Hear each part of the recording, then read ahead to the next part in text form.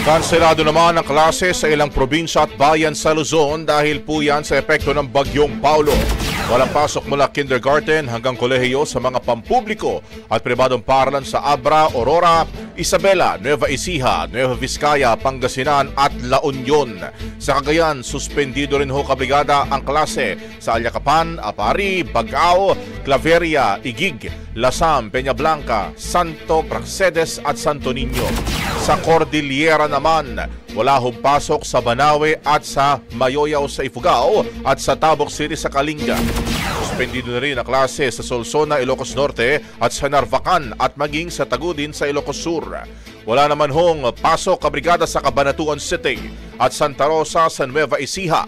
Gayon din sa mga bayan ng Masinloc at Palawig sa Zambales.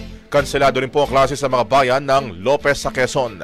Wala pa rin naman pasok sa San Fernando at Talisay sa Cebu, Dagupan City, Santiago City, gayon din sa Lapu-Lapu City at ililipat ho yan sa alternative learning.